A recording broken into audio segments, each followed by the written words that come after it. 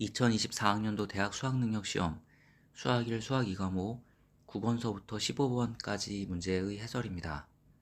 먼저 9번입니다. 수직선 위에 두 점 PQ가 있습니다. 선분 PQ를 M 대 1-M으로 내분하는 점의 좌표가 1이라고 합니다. 선분 PQ를 M 대 1-M으로 내분하는 점의 좌표는 M 플러스 1-M분의 M 곱하기 Q 1-M 곱하기 P 해서 더한 요 식으로 구할 수 있습니다. 이걸 계산하면 다음처럼 계산이 되고 이 값이 1이므로 이런 식을 얻을 수 있습니다. 따라서 4의 m제곱은 3분의 5입니다. 그래서 정답은 4번입니다.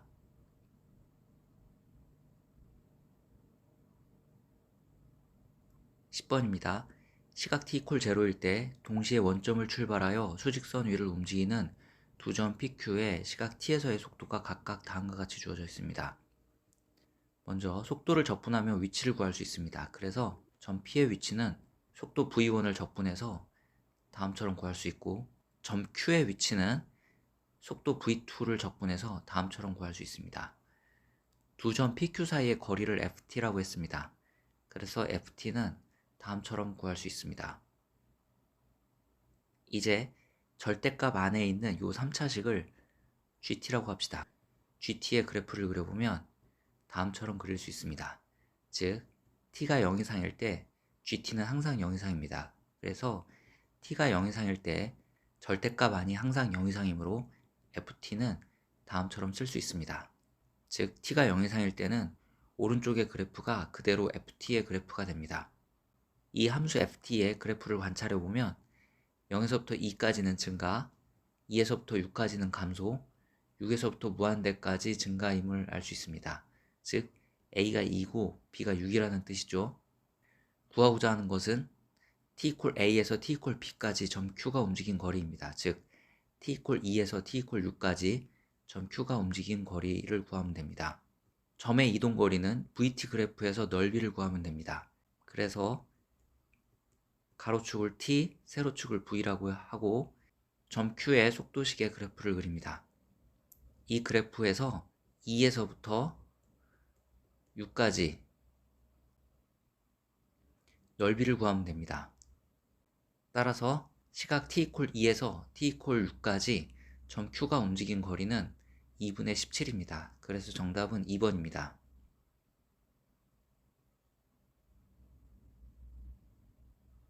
11번입니다. 공차가 0이 아닌 등차 수열 AN이 있습니다. AN의 첫째 항을 A라고 하고 공차를 D라고 하면 AN은 다음처럼 쓸 수 있습니다. 여섯 번째 항의 절대값을 씌운 값이 여덟 번째 항과 같으므로 다음처럼 식을 쓸 수 있습니다. A 플러스 5D가 양수일 때는 위식은 이렇게 변형이 되고 A 플러스 5D가 음수일 때는 위식은 이렇게 변형이 됩니다. 먼저 첫 번째 식에서 이런 식을 얻을 수 있는데 공차 D는 0이 아니라고 했으므로 여기서는 답이 나오지 않습니다. 두 번째 식에서 이런 식을 얻게 됩니다. 한편 이 경우에 A 플러스 5D가 음수이고 A 플러스 7D는 양수이므로 D는 양수여야만 합니다. 첫째 항은 마이너스 6D랑 같다고 했으므로 우리는 등차 수열의 일반항을 다음처럼 쓸 수 있습니다. 이 값이 96분의 5라고 했으므로 이 값을 계산해 보겠습니다. AK는 K-7D고 AK 플러스 1은 K-6D이므로 다음처럼 변형하고 요식은 이렇게 변형할 수 있습니다. 이거는 이렇게 계산이 되고 이 값이 96분의 5이므로 D제곱은 16이 됩니다. 따라서 D는 4입니다. 앞서 D는 양수라고 했습니다. 구하고자 하는 것은 요 값인데 등차 수열의 첫 항서부터 15항까지 합이죠. 등차 수열의 합의 공식에 따라서 다음으로 계산할 수 있습니다. 첫째 항은 마이너스 6D고 15번째 항은 8D이므로 이렇게 정리하고 D가 4이므로 정답은 60이 됩니다.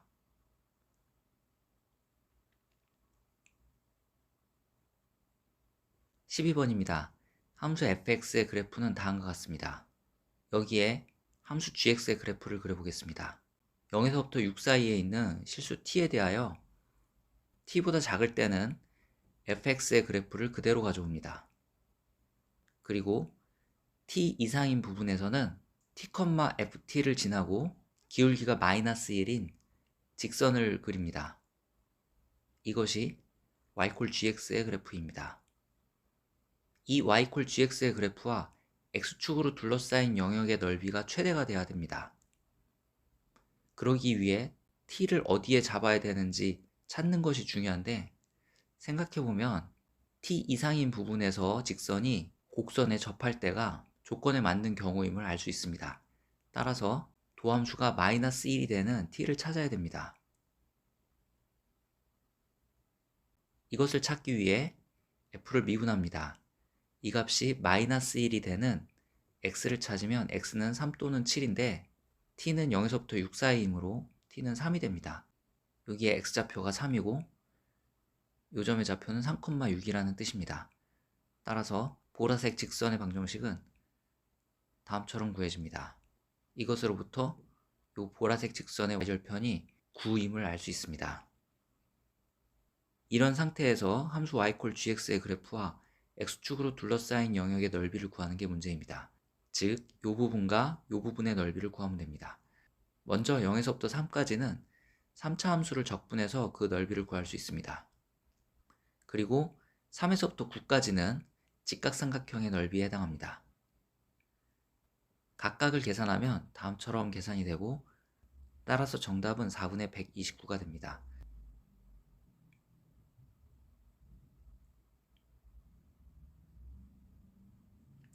(13번입니다) 선분 AB의 길이는 3이고 선분 BC의 길이는 루트 13입니다. 삼각형 ABC에서 코사인 법칙을 적용해 봅시다. 선분 AC의 길이를 x라고 하면 코사인 법칙에 따라 다음 식을 쓸 수 있습니다. 여기서 x가 4임을 알 수 있습니다. 이제 삼각형 ABC의 넓이를 구해봅시다. 삼각형 ABC의 넓이는 2분의 1에 3 곱하기 4 곱하기 사인 K인가 계산하면 3루트 3이고, 문제의 조건에 S2는 6분의 5 S1이라고 했으므로 S2는 2분의 5 루트 3이 됩니다. 즉 삼각형 ACD의 넓이가 2분의 5 루트 3이 됩니다. 선분 AD의 길이를 A라고 하고 선분 DC의 길이를 B라고 하면 문제의 조건에 A 곱하기 B는 9라고 주어져 있습니다. 삼각형 ACD의 넓이 S2는 2분의 1 AB 사인 K인각으로 구해지고 이 값이 2분의 5 루트 3이므로 이런 식을 쓸 수 있습니다. 여기에 AB가 9임을 대입하면 각 ADC에 대한 사인 값을 구할 수 있습니다. 삼각형 ACD에서 사인 법칙을 쓰면 사인 각 ADC분의 대변의 길이 4는 2 곱하기 외접분의 반지름 이렇게 쓸 수 있고, 여기에 위에 구한 각 ADC에 대한 사인 값을 대입하면 외접분의 반지름을 구할 수 있습니다. 구하고자 하는 것은 요 값이고, 여기에 지금까지 구한 것들을 대입해서 계산하면 정답은 25분의 54, 1번이 됩니다.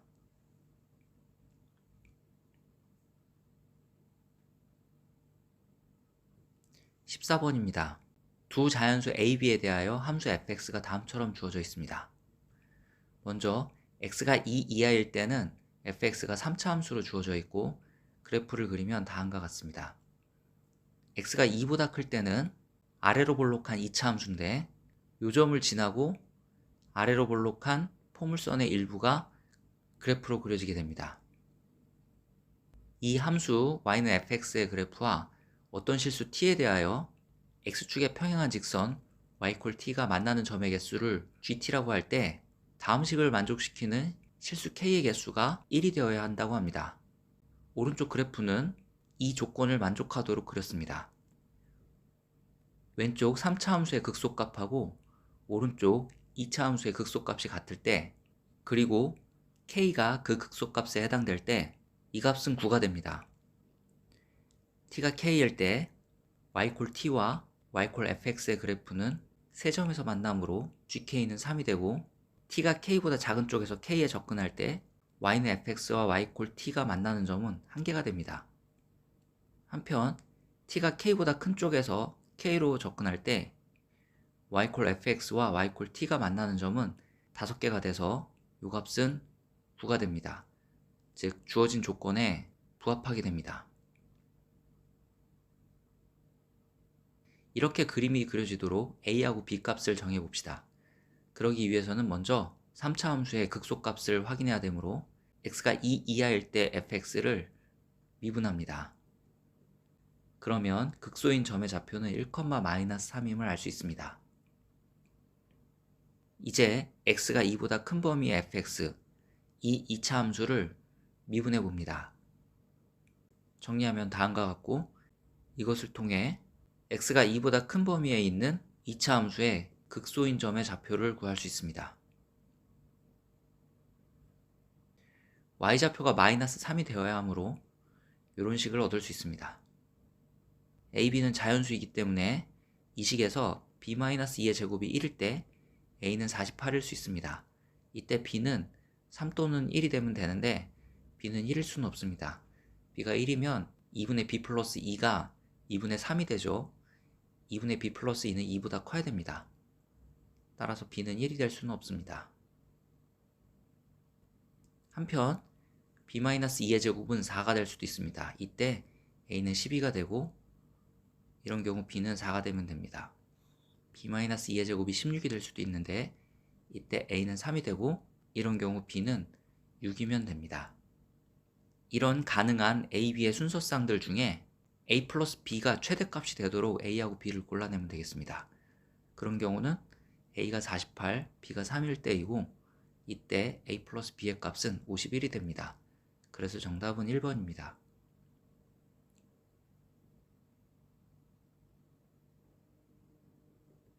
15번입니다. 첫째 항이 자연수인 수열 an이 모든 자연수의 n에 대하여 다음을 만족한다고 합니다. 이 수열의 정의를 보면 수열 an은 자연수로 이루어져 있음을 알 수 있습니다. 이제 이 수열의 첫째 항서부터 7항까지를 찾아봅시다. 조건에 6번째 항과 7번째 항의 합이 3이라고 했습니다. 만약 6번째 항이 2이면 7번째 항은 1이면 됩니다. 그러면 이런 조건을 만족하게 됩니다. 6번째 항이 2가 되기 위해서 5번째 항은 4면 됩니다. 4를 2로 나누면 2가 됩니다. 또 6번째 항이 2가 될 수 있는 방법이 5번째 항이 1이어도 상관없습니다. 2의 1제곱은 2이기 때문입니다. 다음 5번째 항이 4가 되기 위해서 4번째 항은 8이면 됩니다. 8을 2로 나누면 4가 됩니다. 5번째 항이 1이 되기 위해서는 4번째 항이 2여야 합니다. 이제 4번째 항이 8이 되기 위해서는 3번째 항은 16이어도 되고 3이어도 됩니다. 한편 4번째 항이 2가 되기 위해서 3번째 항은 4여도 되고 1이어도 됩니다. 3번째 항이 16이 되기 위해서 2번째 항은 32면 되고 3번째 항이 3이 되기 위해서 2번째 항은 6이면 됩니다. 3번째 항이 4가 되기 위해서는 2번째 항은 8이어야 하고 또 3번째 항이 1이 되기 위해서 2번째 항은 2여야만 합니다. 이제 2번째 항이 32가 되기 위해서 첫 번째 항은 64일 수도 있고 5일 수도 있습니다. 2번째 항이 6이 되기 위해서 첫 번째 항은 10이어야만 합니다. 2번째 항이 8이 되기 위해서 첫 번째 항은 16일 수도 있고 3일 수도 있습니다.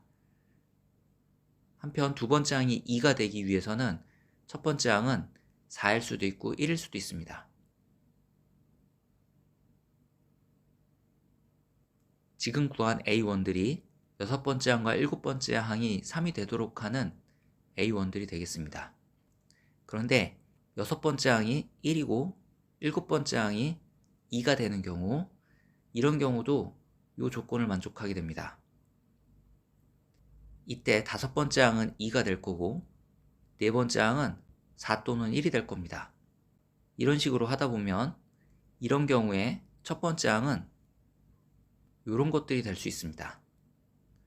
따라서 6번째 항과 7번째 항이 3이 되도록 하는 모든 A1들은 이것들과 이것들이 있고 이것들을 모두 더한 것이 정답입니다. 그래서 정답은 3번 153이 됩니다.